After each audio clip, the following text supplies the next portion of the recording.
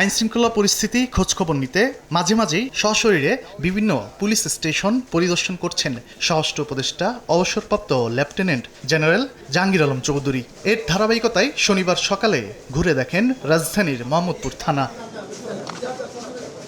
সংবাদ মাধ্যমের মুখোমুখি হয়ে কার্যক্রম নিষিদ্ধ আওয়ামী লীগের গোপন বৈঠক প্রসঙ্গে উপদেষ্টা বলেন, নাশকতার অপচেষ্টা শক্ত হাতে দমন করা হবে। এর সঙ্গে যে বাহিনীর সদস্যই জড়িত থাকুক না কেন ছাড় দেওয়া হবে না। তাদের কার্যক্রম নিষিদ্ধ করা হয়েছে এবং তারাও যদি কোনো রকমের অপকর্ম করতে চায় কোনো রকমের ছাড় পাবে। যে বাহিনী যে জড়িত থাকবে কাউকেই ছাড় দেওয়া হবে না, সবারই আইনের আওতায় নিয়ে আসা হবে। থানা পরিদর্শন শেষে জুলাই আন্দোলন শহীদদের গণকবর জিয়ারত করতে রায়ের বাজার বদ্ধভূমিতে যান জাহাঙ্গীর আলম চৌধুরী। জানান, শহীদদের লাশ শনাক্তে ব্যবস্থা নেওয়া হয়েছে। যারা উত্তরসূরি রেখে গেছেন তাদের ভিতরে একটা ছিল যে কেউ চাচ্ছিল এটা শনাক্ত করা হোক, কেউ চাচ্ছিল না।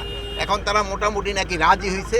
তারা মুন্সিগঞ্জ আমরা গেছিলাম, সেই সময় বলতে তারা সবাই রাজি হয়েছে এটাকে শনাক্ত করার জন্য। এই জন্য আমরা খুব তাড়াতাড়ি এদের শনাক্ত করে যারা তাদের বোর্ডে এখানে রাখতে চায় তারা এখানে রাখতে পারবে, আর যদি কেউ নিয়ে যেতে চায় ওটাও নিয়ে যেতে পারবে। এ সময় গণকবর সৃষ্টির নেপথ্যে থাকা সবাইকে আইনের আওতায় আনার হুঁশিয়ারিও দেন স্বরাষ্ট্র উপদেষ্টা।